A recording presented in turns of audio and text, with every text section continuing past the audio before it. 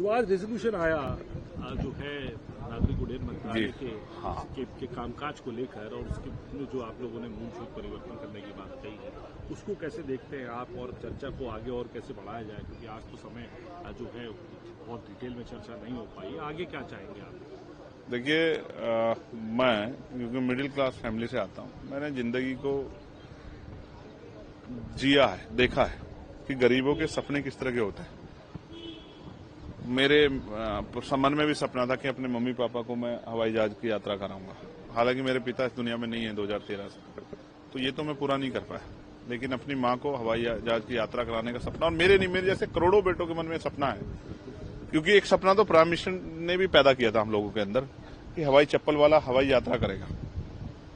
हवाई चप्पल वाला हवाई यात्रा कर ही नहीं सकता है। उसका मैं कारण आपको बताता हूं। मैंने आज रखा भी, पहली बात, टिकटों के दाम इतने हाई हैं कि गरीब की हैसियत नहीं कि वो हवाई जहाज में यात्रा कर ले। फिर आप शुरू से गाड़ी में जाओगे तो वहां पार्किंग पे इतना शुल्क है, ठीक है, कि वो आप अवेल नहीं कर पाओगे। फिर उसके बाद वहां अगर फ्लाइट 2 घंटे लेट हो जाए तो पीने का पानी भी जो है उसकी व्यवस्था भी आपको वो शॉप से करनी पड़ेगी। और जो पानी सड़क पे मिलेगा 20 रुपए का, वहां मिलेगा आपको 250-300 रुपए का। अगर आपके बच्चे परिवार हो तो और क्या पूछो, अगर कुछ खाना खिलाना पड़ जाए, क्योंकि वहां कॉफी भी जो है वो 700 रुपए की।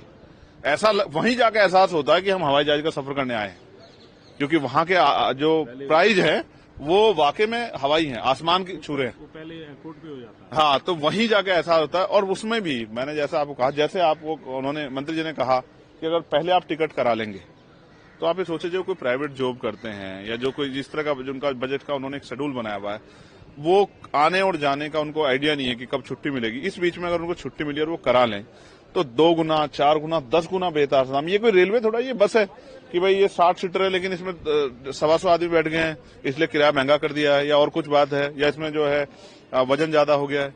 हमने तो एक पिक्चर देखी अक्षय कुमार की, सिर्फ उसमें उसने वो चलाता रहा जब तक लगा रहा कि जब तक जो है वो बहुत सस्ता प्लेन ना कर दे। मैंने मंत्री कहा उन्हीं से सीख लो कि भाई किस तरह से जो सस्ते प्लेन चलाया जाए।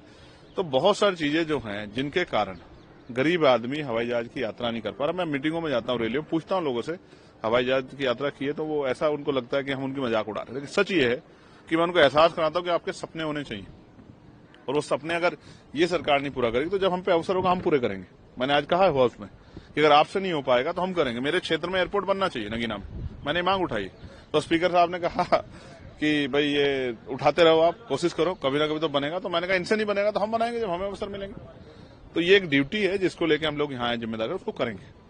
फिर इसके अलावा जुडिशरी के ऊपर बात हो रही है, और दिल्ली के अंदर जो है हाईकोर्ट चीफ जस्टिस के यहाँ पूरा मामला हुआ, उसके बाद अब उनको इलाहाबाद हाईकोर्ट उनका ट्रांसफर कर दिया, सुप्रीम कोर्ट ने नोटिफिकेशन जारी कर दिया। इसको कैसे देखते? नहीं, सिर्फ सुप्रीम कोर्ट ने नहीं किया, गवर्नमेंट ने भी उसको मंजूरी दे दी। आप ये समझिए, आपने इंग्लिश में जुडिशरी कहा, मैं इसको हिंदी में कहता हूं न्यायपालिका। इस शब्द से ही ना विश्वास पैदा होता है, हिम्मत पैदा होती है कि अपराध करने वाला कितना ही ताकतवर क्यों ना हो, लेकिन वहां जो जज बैठे हैं वो जब न्याय की कलम उठाएंगे तो उस ताकतवर व्यक्ति को एहसास हो जाएगा कि इस देश में कानून व्यवस्था है, इस देश में न्यायपालिका, और इससे बड़े नहीं हो सकते आप। लेकिन जब न्यायपालिका पे सवाल खड़े हो जाए और उन जजों पे, ऑनरेबल जजों पे, जिन जजों के ऊपर न्याय की जिम्मेदारी है, उन पे सवाल खड़े हो जाएं और जांच भी पूरी ना हो, उससे पहले उसको जो एप्लीकेशन को परमिट कर देना, तो मैं समझता हूं वहां की बार काउंसिल ने भी इसका विरोध किया। हम लगातार सरकार से मांग उठाते रहे कि पश्चिम में, मेरठ में जो है हाईकोर्ट बेंच बननी चाहिए। तो जन भावनाओं का सम्मान न करके, जन भावनाओं के खिलाफ जाके जब सरकारें फैसले लेती हैं तो उसका नुकसान जो है अंतिम व्यक्ति को उठाना पड़ता है। सरकार को कोई फर्क नहीं पड़ेगा, लेकिन हाशिए पे जो लोग हैं जो उस कोर्ट से उम्मीद करेंगे कि हमें न्याय मिले, उनके मन में सवाल पैदा होगा कि इन जज के जरिए शायद हमें न्याय न मिले। तो न्यायपालिका की स्वतंत्रता को कुचलने का काम जो है, जो इस बार किया गया, मैं इससे असहमत हूं और हम अपना विरोध दर्ज करते हैं। सर, इसके अलावा प्रधानमंत्री ने कहा कि जो ईडी है वो देश से लूटा गया पैसा है, लोगों ने जो लूटा है वो वापस आ रहा है। हजारों करोड़ रुपए जो है ईडी ने उनसे रिकवर करें, और जिनसे लूटे गए थे उन्हें मिले हैं। और अपनी फॉरेन पॉलिसी के अंदर नेशन फर्स्ट, राष्ट्र प्रथम की भावना है, हमारी फॉरेन पॉलिसी की भी उन्होंने तारीफ की। देखिए, मैं इस बात से सहमत हूं कि राष्ट्र प्रथम होना चाहिए। शायद केंद्र सरकार की भावना ये नहीं है, वो उनके बड़े बड़े नेता कहते हैं कि हमारे लिए पार्टी प्रथम है, मेरे लिए राष्ट्र प्रथम है, क्योंकि मैं डॉक्टर बाबा साहब अम्बेडकर को मानता हूं। उन्होंने कहा था हम प्रथम और अंत्य भारतीय हैं, तो क्यों हम उनके विचारों पर चलने वाले। तो मैं इस बात से एग्री हूं कि नेशन फर्स्ट है, लेकिन क्या नेशन फर्स्ट सिर्फ जो है चंद पूंजीपतियों से हो जाएगा, या नेशन फर्स्ट जो है चंद जो है राजनीतिक लोग हैं उनसे हो जाएगा। आप जिन लोगों के ऊपर प्राइम मिनिस्टर ने आरोप लगाए कि इन पे 70,000 करोड़ घोटाला है, अगले दिन वो जो है आपके साथ आके सरकार में शामिल हुए, उनसे पैसा कब वापस लाओगे प्रधानमंत्री जी? आपने तो काले धन की बात की थी। और कितने ऐसे लोग हैं विपक्ष के जिनको छोड़ के सत्ता पक्ष के ऐसे कितने लोग हैं जिनके ऊपर ईडी का छापा पड़ा हो और वो पैसे उनसे आए हो? या क्या सब अब विपक्षी पूरा भ्रष्टाचारी हो गया? मैं आपको स्पष्ट तौर पर कहना चाहता हूं, वो कौन सी स्कीम है जिसका आपने जिक्र किया कि वो जिनसे लूटे गए थे उनको लौटा दे गए? ऐसी कौन सी स्कीम है? मुझे तो ऐसी कोई स्कीम देखने को नहीं मिल रही है कि जिसमें जिनसे पैसा लूटा गया तो उनको लौटा दिया गया हो। साइबर क्राइम के जरिए जितना पैसा लूटा जा रहा है वो उस पर आज तक तरीका नहीं बन पा रहा है कि हम जिनका लूटा उनको पैसे दे दें। जैसे आपके बैंक से अगर चले गए 3-4 लाख रुपए तो कोई गारंटी नहीं कि आपको पैसा वापस मिल जाएगा।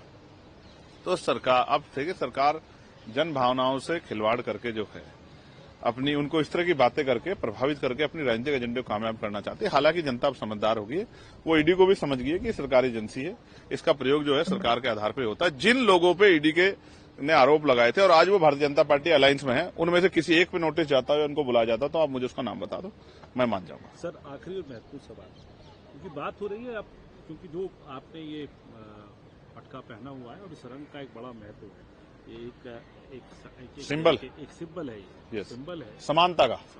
उसी सिंबल को लेके मायावती जी भी चलती हैं और उसी के तौर पे जो उनके स्टेटमेंट्स आ रही हैं उनको कैसे देखते हैं? आपको समाजवादी पार्टी को घेर रही हैं और उनके पूरे जो अब राजनीतिक सफर है उसको कैसा देखते हैं? जो आज मौजूदा राजनीतिक हालात है उत्तर प्रदेश के, देश के, उस स्थिति पे जो बात उन्होंने कही है उसको कैसे देखते हैं? देखिए, जिस रंग की बात आपने की, ब्लू, तो आज सुबह महामहिम राष्ट्रपति जी से मुलाकात हुई। यूपी के सांसदों को उन्होंने ब्रेकफास्ट पे बुलाया था, तो मैं इसी ब्लू के साथ गया था। तो वहां कुछ लोगों ने बोला मैन इन ब्लू। मैं समानता का रंग है जो हमारे आसमान का रंग है, जिसकी कोई सीमा नहीं, और ये बाबा साहब अम्बेडकर का भी रंग है। मैं मानता हूं कि बहन जी जो है हमारी नेताएं बड़ी हैं, लेकिन अभी बहुत सारे ऐसे काम हैं जो पूरे होने थे उस आंदोलन के जरिए। अब वो आंदोलन की हालात क्या है ये किसी छिपा हुआ नहीं। मैं कहूंगा कि वह कमजोर है तो लगेगा कि मैं उनकी आलोचना कर रहा हूं, लेकिन सत्यता को प्रत्यक्ष को प्रमाण की जरूरत नहीं होती। और सबके सामने किसी भी पार्टी का आकलन इसी आधार पर होगा कि भाई वो उनकी राजनीतिक शक्ति आज क्या है, उनके मेंबर्स कितने हाउस में, पार्लियामेंट में, असेंबली में, इसी से वो होगी। जो एक राष्ट्रीय पार्टी है उससे क्या हालात है वो किसी छिपे हुए नहीं। उनका आधा काम तो उनका ये है कि वो सिर्फ चंद्रशेखर आजाद पे उसकी आलोचना करने के लिए काम करते हैं, जबकि हम तो बाबा साहब अम्बेडकर, काशीराम जी को मानने वाले लोग हैं। वो कहते हैं निंदक नीरे राखे, हम तो उनकी आलोचना का स्वागत करते हैं, हम उनकी आलोचना सीखते हैं। तो वो आज जहां पर हैं उनके लिए मैं इतना ही कहूंगा कि कुदरत उनको दीर्घायु करे, स्वस्थ रखे, और जो अधूरा काम रह गया है उसको भी हम लोग मिलकर पूरा करेंगे। आजाद समाज पार्टी भीम आर्मी उसके लिए काम कर रही है, चंद्रशेखर आजाद दिन रात उसके लिए लगे हुए, और मुझे उम्मीद है कि एक दिन वो कारवा मंजिल तक पहुंचेगा। आपके हिसाब से धार भाग कम हो गई है उनकी, जो धार होती, जो जिस वर्ग के लिए लड़ाई लड़ते थे काशीराम जी ने और बाबा साहब ने जिनको सपना दिखाया, जिनके लिए आगे लड़ाई लड़ी, ये वो धार वहां कम हो चुके। तो क्या धार अब आप लोग यहाँ पे जो मजबूती से रखेंगे, और क्या लगता है भविष्य कैसे देखते हैं? नहीं, पूरे भविष्य देखिए स्पष्ट है। जो पुराने लोग हैं जो निराश होकर घर में बैठ गए थे, एक तो उनको हम लोगों ने काफी हद तक तैयार किया कि आप निराश ना हो, क्योंकि ये आंदोलन है, वैचारिक आंदोलन है। जब ये आंदोलन ने अपनी विचार बदले, अपने नारे बदले, तो वो थोड़ा नाराज होकर, निराश होकर पीछे बैठ गए। उनको हमने बड़े पैमाने तैयार किया। और जो न्यू जनरेशन है जो किसी पार्टी का झंडा किसी आधार पे जो है उठा लेती थी, उनको भी हमने इस आंदोलन में लाने का काम किया। आज आप देखिए कि बाबा साहब अम्बेडकर की जयंती जो है, जिसपे अभी अवकाश की घोषणा हुई है, अगर आपको जानकारी हो, इसके लिए हाउस में अगर कोई लड़ा है तो वो एडवोकेट चंद्रशेखर आजाद है, जिसने यहाँ मांग उठाई और ये भी पूछा कि गवर्नमेंट इसको क्या फंड करेगी। जैसे आपने कुंभ में फंड किया, जैसे आपने और धार्मिक आयोजनों में फंड किया, वैसे ईद पे और बाबा साहब अम्बेडकर की जयंती पे और राष्ट्रपिता ज्योतिबा फुले जी की जयंती पे, मां सावित्रीबाई फुले की जयंती पे आप क्या वो करोगे, योगदान करोगे, क्या उनको रिलीफ दो, क्या फंड दोगे उनको कि अपने धार्मिक कार्य को, अपने जो है सामाजिक कार्य को अच्छी तरह कर पाए। तो मैं फिर आपसे ये कहूंगा कि अभी बहुत सारी चीजें ऐसी हैं जहां इन वर्गों को आगे पहुंचना है, उनको अपने पैरों पर खड़ा होना है, इज्जत सम्मान की जिंदगी चाहिए और उनके लिए संघर्ष की जरूरत है। और वो संघर्ष से बनेगा। पिछला भी जो कुछ बना वो संघर्ष से बना, किसी ने मुफ्त में नहीं दिया कुछ भी। आप बताओ, कोई एक ऐसी चीज बताओ पिछड़े वर्ग के लोग। चलिए आरक्षण पे बात करते हैं। जो मंडल कमीशन गिरा वो क्या मांगने से मिला? क्या उसके लिए संघर्ष हुआ? लाठियां खानी पड़ी, गोलियां चली। धन्यवाद दीजिए वीपी सिंह जी को और धन्यवाद दीजिए मान्यवर काशीराम साहब को। आज वो दोनों इस दुनिया में नहीं है, लेकिन उनके अथक प्रयासों से ही मंडल कमीशन जो है वो लागू हुआ, जिसमें से इतने डॉक्टर, इंजीनियर, IAS, IPS, वकील, जज इन वर्गों से बनने काम हुआ। मैं पूरी उस आंदोलन को आगे बढ़ाने में अपनी जो है संकल्प के साथ खड़ा। मायावती जी के प्रयास अब आपको लगने लगे सार्थक होते हैं? नहीं, वो हो नहीं रहे। वो तो जनता को लग रहा है। जनता की ये वो है। अगर जनता को ऐसा नहीं लगता तो फिर वही शक्ति होती जो पहले थी। और मैं फिर कहूंगा कि कुदरत को लंबी उम्र दे। शुक्रिया।